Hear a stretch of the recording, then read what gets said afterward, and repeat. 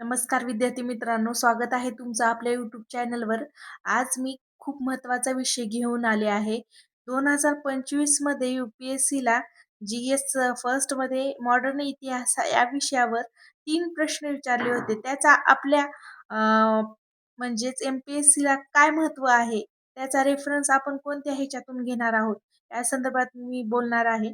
महात्मा ज्योतिराव फुले यांचे लेखन आणि समाज सुधारणेच्या प्रयत्नांनी जवळ-जवळ सर्वच वंचित वर्गाच्या समस्यांना स्पर्श केला. चर्चा करा. हा प्रश्न आलेला आहे. तर याविषयी आपण आपल्या बुक लिस्टमध्ये कोणतं पुस्तक वाचल्याने हे सर्व प्रश्न कव्हर होतात हे बोलणार आहोत. हा प्रश्न महात्मा फुलेंच्या कार्याचा आवाका किती मोठा होता? शेतकरी, महिला आणि जाती व्यवस्थेतील वंचित घटक यावर आधारित होता का? यावर सर्व आपण माहिती घेणारच आहोत. पण तत्पुरती स्वातंत्र्यप्राप्तीनंतरचा भारत आणि स्वातंत्र्यप्राप्तीच्या सुरुवातीच्या टप्प्यात भारताच्या एकात्मीकरण प्रक्रियेचा राजकारण, अर्थव्यवस्था, शिक्षण आणि आंतरराष्ट्रीय संबंधाच्या संदर्भात मागोवा घ्या. हा एक दुसरा प्रश्न आहे. तसेच नागरी सेवेचे मूल्य म्हणजे इथोज ऑफ सिव्हिल सर्व्हिस जो तुम्हाला विचारला होता, तो भारतातील नागरी सेवेचा इथोस हा व्यावसायिकता आणि राष्ट्रीय जाणीव यांच्या संयोगाचं प्रतीक आहे. हा प्रश्न एक विचारला होता. तर या संदर्भात आपण सर्व बुक लिस्ट पाहणारच आहोत. GS1 मॉडर्न हिस्ट्री आधुनिक भारताचा इतिहास यामध्ये आपण बुक लिस्टमध्ये सर्वात प्रथम आपण अभ्यासाची सुरुवात आपण स्टेट बोर्ड किंवा एन-सी-ई-आर-टी या पुस्तकाच्या माध्यमातूनच करायची आहे. कारण की हा पाया पक्का झाल्याशिवाय आपल्याला पूर्ण शिखर चढता येणार नाही. जेव्हा एम-पी-एस-सीचा पॅटर्न बदलला तेव्हा सगळ्यांनाच टेन्शन आलं होतं. तर टू द पॉइंट आपण हे सगळा आजचा सिलेबस बघणार आहोत. तर पुस्तकांची यादी आपण जेव्हा फाउंडेशन म्हणलं ना मी तेव्हा 11वी स्टेट बोर्ड जुनं पुस्तक 11वीचं ते खूप महत्त्वाचं आहे. हे वाचणं, याचे नोट्स काढणं अत्यंत महत्त्वाचं आहे. हे आपल्याला आपल्या प्रश्नातल्या उत्तरांना टच करता येतं, आपल्याला टचअप देता येतं त्यामुळे.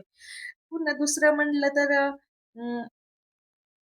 फॅक्ट्स म्हणजे फॅक्ट वगैरे यासाठी आपण स्पेक्ट्रम किंवा ग्रोवर हे पुस्तक खूप महत्वाचं आहे.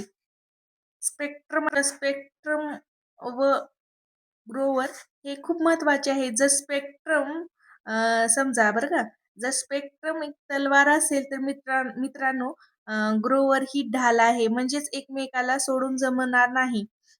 तरी पण मी जास्त तुम्हाला जर सल्ला द्यायचा म्हणला तर ग्रोवर घ्या. कारण की त्याच्यात खूप डिटेलमध्ये एनालिसिस केलं आहे सगळ्या फॅक्टला. बिपिनचंद्र सरांचं पण पुस्तक खूप महत्त्वाचं आहे एनालिसिस करण्यासाठी.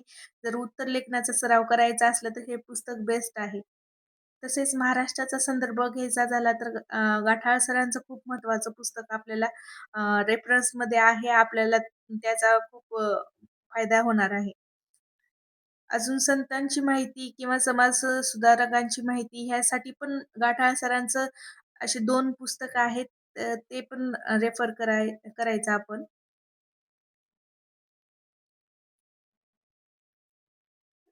मित्रांनो एम-पी-एस-सी आहे म्हणून गाठाळ सरांचं पुस्तक आपण विसरून चालणार नाही. हे खूप महत्त्वाचं आहे आपल्यासाठी.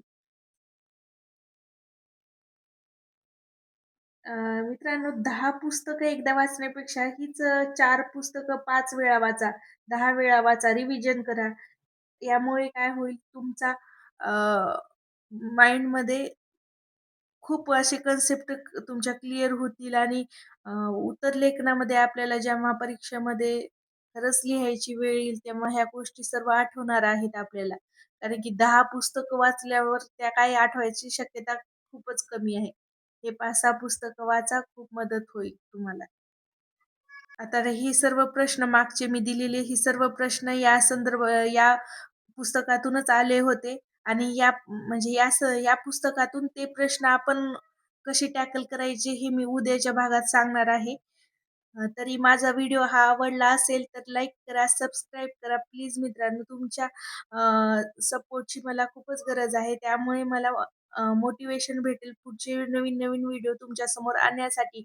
मित्रांनो हे लक्षात ठेवा हे हे हे सर्व व्हिडिओ माझे म्हणजे जे विद्यार्थी प्रॉपर म्हणजे त्यांचा खूप अभ्यास झाला आहे यांच्यासाठी नाही, तर हा व्हिडिओ शून्यातून विश्व निर्माण करणाऱ्या विद्यार्थ्यांसाठी आहे. Thank you.